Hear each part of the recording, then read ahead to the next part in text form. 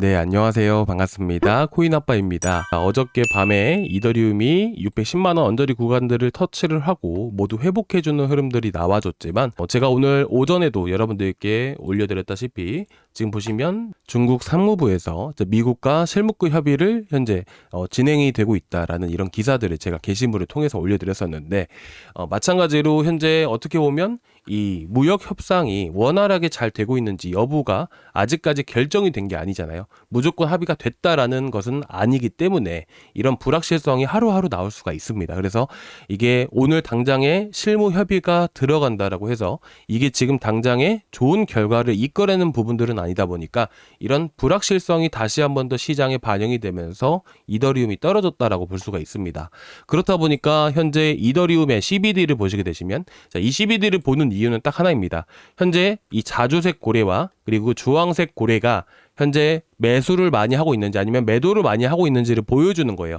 그래서 보통은 이더리움의 가격에 따라서 고래의 흐름들이 많이 바뀌게 됩니다. 그래서 현재는 좀 더 내려앉아야 되는 시점이고, 추가적으로 제가 어제 영상에서도 말씀드렸다시피 조금은 여유를 갖고 이더리움을 보셔야 됩니다 라고 말씀을 드렸었고, 고래에 대한 흐름들을 말씀을 드리면서 이제 좀 더 하락한 위치에서 여기서 추가 매수를 해보시면 좋으실 것 같습니다 라고 말씀을 드렸던 영상이었었죠. 그래서 지금 이 물량들이 전체적으로 매도세가 더 압도적으로 많은 상황이다 보니까 좀 더 이 고래에 대한 매수세가 들어오는 시점을 기준으로 해서 제가 저점을 잡아서 제가 저희 구독자분들 방에다가 이렇게 올려드리도록 하겠습니다. 그러니까 조금만 기다려 주시고요. 신규로 진입하려고 하시는 분들은 이제 제가 말씀드린 매수가에다가 잡아주시고 보시면 될 것 같고, 추가적으로 추가 매수 하려고 하시는 분들 중에서 한 비중 30% 이하이신 분들 같은 경우에는 제가 비중 정해서 여러분들께 이렇게 또 다시 한 번 더 매수 자리를 잡아 드릴 거니까 조금만 기다려 주세요.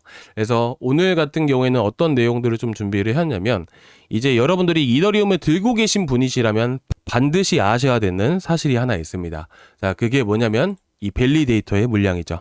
이 밸리데이터라는 게 어떤 의미를 가지고 있을까요? 근데 일단은 200만 개 정도의 물량에 대해서 댓글로 이게 어떤 물량인가요? 라고 이렇게 질문을 해주셔가지고 제가 오늘 이 내용을 준비를 해왔는데, 일단 단기적인 흐름들을 여러분들께 좀 말씀을 드릴게요.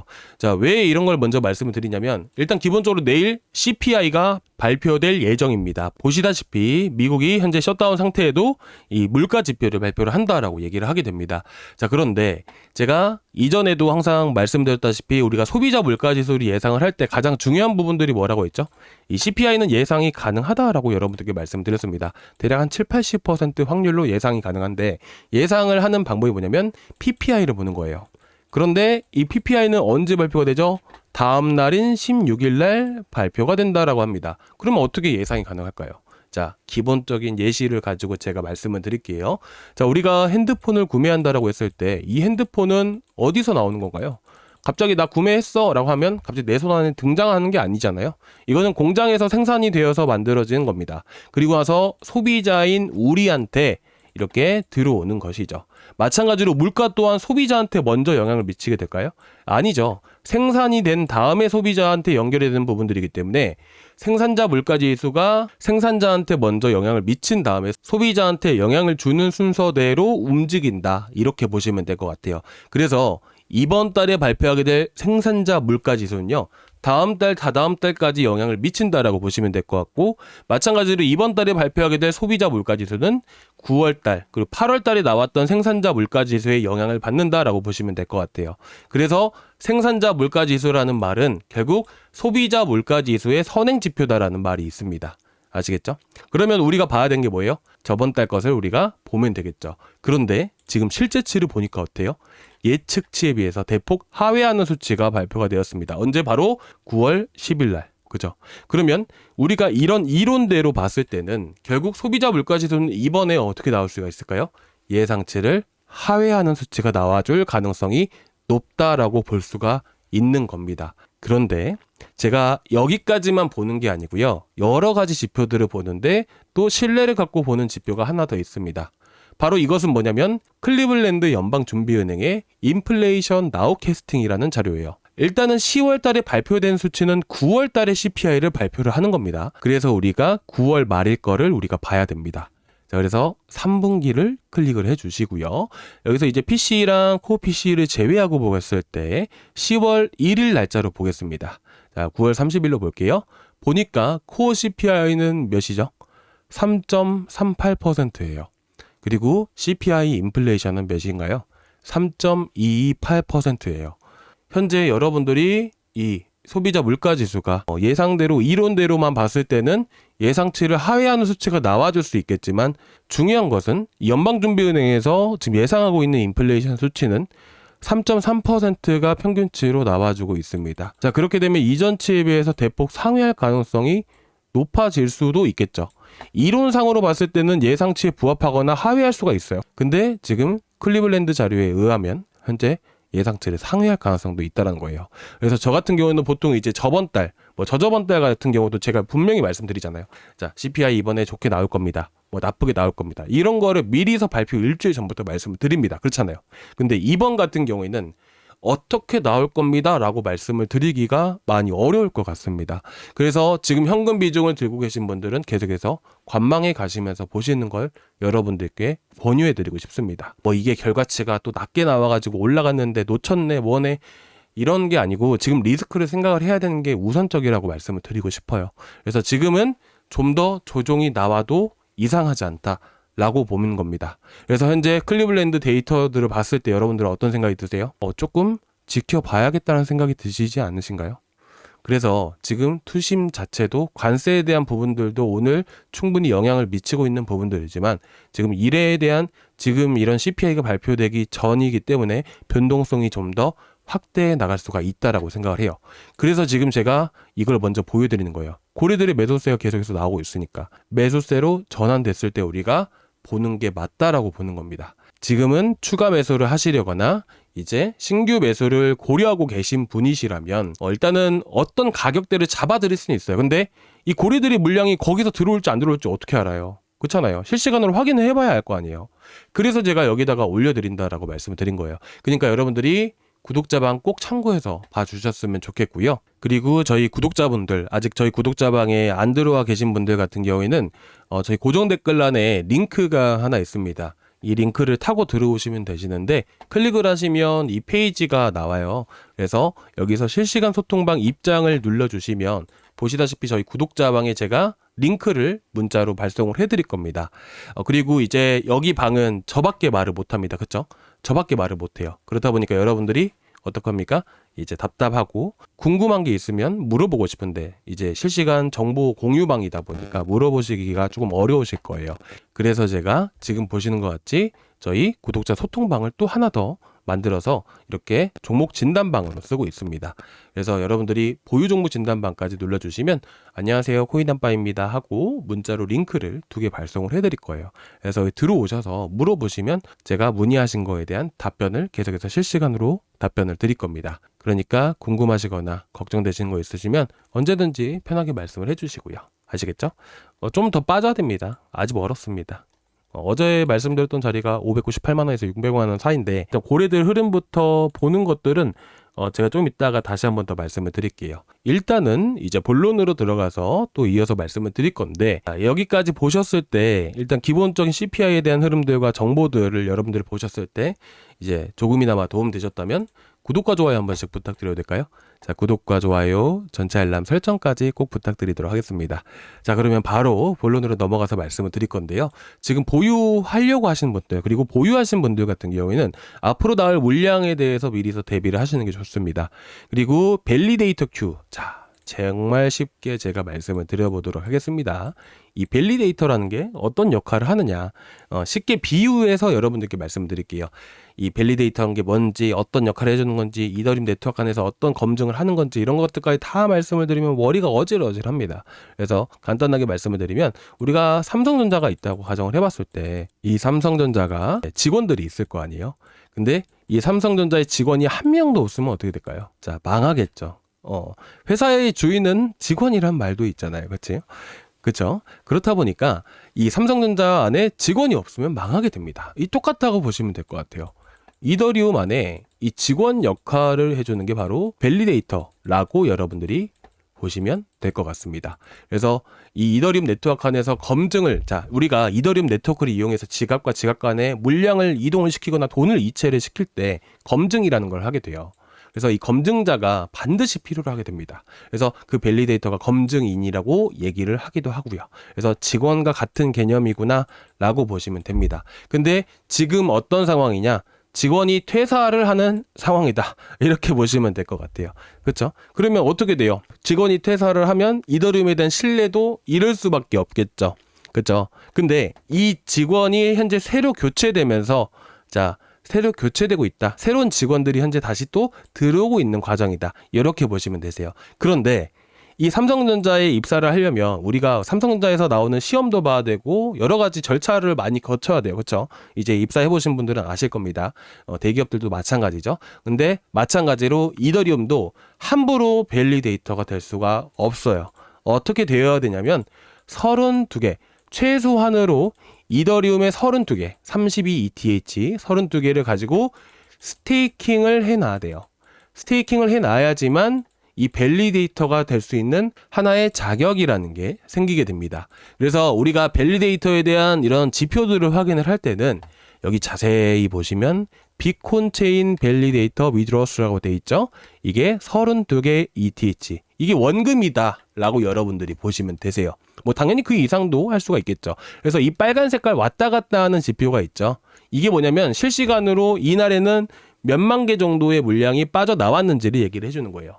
그래서 지금 7월 8일 같은 경우에는 자세히 보시면 빨간 색깔 위에서부터 5번째 보이신가요? 121.24K가 있습니다. 이건 12만 1240개의 이더리움을 출금을 했다라는 의미가 되는 것이에요. 그래서 지금 보시게 되시면 이 밸리데이터 큐 결국에는 여기서 엔트리가 아니라 엑시트로 보셨을 때 지금 9월 9일 날 61만 개가 언스테이킹 대기 중이다. 나 직원 퇴사할 거야. 남은 물량 싹 다 가져갈 거야. 이거예요. 그래서 이거를 시장으로 내놓을 수 있다라는 것을 얘기를 해주는 겁니다. 그래서 제가 보시면 9월 9일 날 61만 개였죠. 그리고 9월 11일 날 265만 개예요. 그러면 265만 개에서 61만 개를 빼면 대략 200만 개 정도의 물량이 9월 10일, 11일까지 해서 이틀간 200만 개라는 물량이 나온다는 거예요. 근데 9월 11일 날 10일이면 이미 지나간 거잖아요. 이때 나온다는 얘기가 아니고요. 우리도 퇴사를 하게 되면 뭐 퇴사한다고 해서 바로바로 그날 퇴사가 되나요? 아니죠. 시간이 걸려요. 근데 그 시간이 이렇게 언스테이킹 대기 물량에 따라서 길어지기도 하고 짧아지기도 합니다. 그래서 9월 9일 날 보이신가요? 9월 9일 날 9월 11일까지 해서 며칠이죠?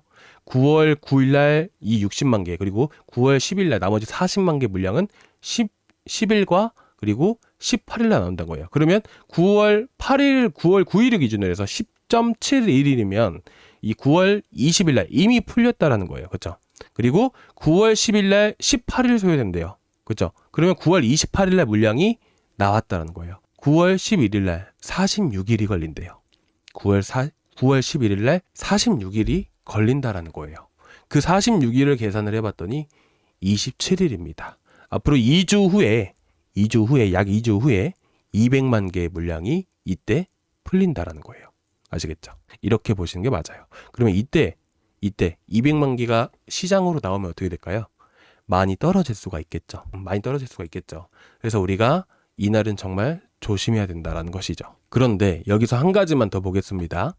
보시면 이 물량들이 보시면 이 빨간색을 없애볼게요.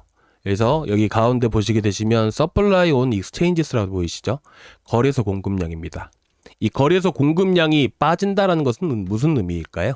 여기서 핵심이에요. 가장 중요한 부분들이에요. 이 밸리데이터 물량이 나왔는지 안 나왔는지를 정확하게 알 수 있거든요. 보시면 내려가죠. 예를 들어서 이렇게 생각하시면 됩니다. 내가 이더리움을 10,000개를 보유를 하고 있다라고 가정을 해볼게요. 그러면 이 10,000개를 여러분들은 업비트에 보관을 한다라고 생각하시겠죠. 근데 만약에 업비트 해킹이 나오게 된다면 어떻게 될까요? 혹시 모르게 0.1%의 가능성이라도 업비트에 해킹 당할 확률이 분명히 있다라고 한다면 실질적으로 있습니다. 업비트도 해킹 당한 적이 있어요. 당한다라고 하게 되면 어떻게 돼요? 그죠? 말이 안 되죠. 청천벽력 같은 소리입니다. 그렇죠? 그러니까 이런 것들을 고래들은 10,000개만 보관을 할까요? 10만 개, 100만 개도 있을 텐데. 그렇죠? 그러면 이 물량들을 어떻게 해요? 지갑에다가 개인 지갑에다가 보관을 합니다. 그런데 해킹을 어떻게 합니까? 해킹을 인터넷에 연결이 되면 해킹 가능합니다. 그렇죠? 그렇기 때문에 핫 월렛이 아니라 콜드 월렛이라는 오프라인 지갑에 보관을 하게 됩니다. 여러분들 뉴스 찾아보시면 하드 월렛에다가 비트코인 100개 보관했는데 잃어버렸다. 이런 뉴스들 한 번씩 있거든요. 이 콜드 월렛, 이 하드 월렛이 콜드 월렛이에요. 그리고 자, 이게 뭐예요? 여러분들 핸드폰 기능 찾아보시면 뭐가 있나요? 핫스팟이라는 기능이 있잖아요. 그렇죠? 그 핫스팟이 뭐예요? 핫이 뭐예요? 핫. 뜨겁다라는 게 아니고 연결되는 거예요. 인터넷끼리. 그래서 핫스팟을 키면 내 핸드폰에서 다른 핸드폰으로 인터넷을 쓸 수 있게끔 만들어 주잖아요. 그런 개념이에요. 그래서 하드 월렛은 어떻게 해요? 해킹 위험성이 있기 때문에 콜드 월렛으로 많이 이용을 하게 됩니다. 뭐 쓸데없는 얘기들을 많이 했는데 제가 뭘 말씀을 드리려고 했냐면 결국에는 내가 이걸 보관하기 위해서는 거래소에서 10,000개를 샀다라고 가정을 해봤을 때 그대로 놔두는 게 아니라 콜드 월렛으로 이체를 시키게 됩니다. 그러면 이 공급량이 예를 들어서 거래소 안에 있는 게 총 10만 개가 거래소에 있었다라고 가정을 해봤을 때 내가 10,000개를 빼면 어떻게 돼요? 9만 개만 남게 되는 것이겠죠. 그러면 그 9만 개 떨어지는 거잖아요.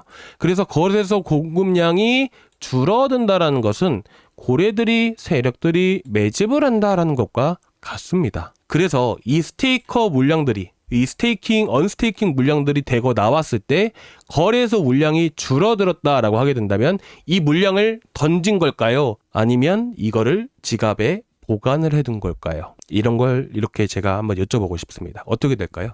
당연히 거래소 공급량이 늘어날 때 스테이커들도 물량이 늘어날 때 스테이킹 출금 물량과 그리고 거래소 물량이 같이 늘어났을 때 그때 물량을 던진 게 아닐까요? 자, 그렇죠?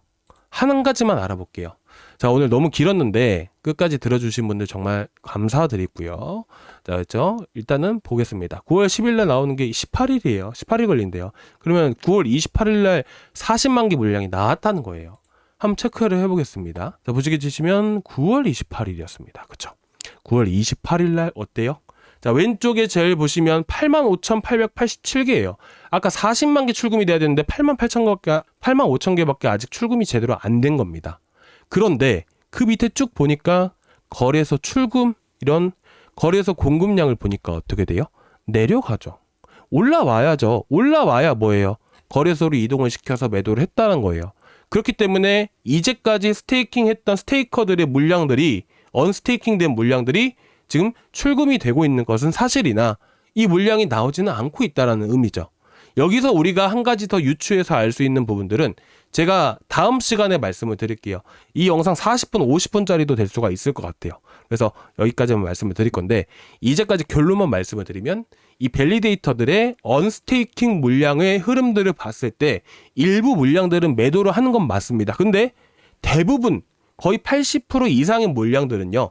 현재까지도 계속해서 매집하고 있는 과정이다라고 여러분들이 보시는 게 맞아요. 그러면 앞으로 풀릴 200만 개에 대한 물량들도 충분히 시장가로 나오기보다는 좀 더 매집해 나갈 가능성이 높다라고 저는 생각을 합니다. 그리고 보통 고래들은 언제 매도를 할까요? 상승할 때 매도를 해 나간단 말이에요. 200만 개를 시장가로 내던져 버리면 난리가 납니다. 그래서 최악의 상황은 안 일어난다라고 여러분들께 말씀을 드리고 싶습니다. 이에 대한 자세한 내용들은 제가 여러분들께 내일 다음 영상을 통해서 말씀을 드릴 거니까 오늘 구독과 좋아요 한 번씩 부탁드리고요. 저희 구독자방 항상 열려 있으니까 정보들 정말 좋은 정보들입니다. 다 유료 정보들이에요. 이것들 다 유료입니다. 여러분들 그리고 이더리움뿐만 아니라 다른 코인들도 들고 계실 거예요. 고래들, 세력들의 흐름들, 세력의 매집은 어떻게 보냐면 이 검은색 바 있죠. 이걸로 보는 거예요. 이건 업비트나 이런 데 안 나와 있어요. 이건 에이지 컨슘이라고 해서 지갑과 지갑 간의 거래예요. 온체인상 안에서 발생되는 거래란 말이에요. 근데 온체인은 업비트에 해당되나요? 아니에요. 업비트는 그냥 CEX일 뿐이에요. 그리고 이 스테이커들의 매집 단가들 이런 것들 다 볼 수가 있습니다. 그래서 걱정되시는 거 있으시면 언제든지 말씀해 주시고요. 자, 오늘 여기까지 준비했는데 조금이나마 도움되셨다면 구독과 좋아요 한 번씩 부탁드리면서 오늘 영상 여기서 마무리하도록 하겠습니다. 감사합니다.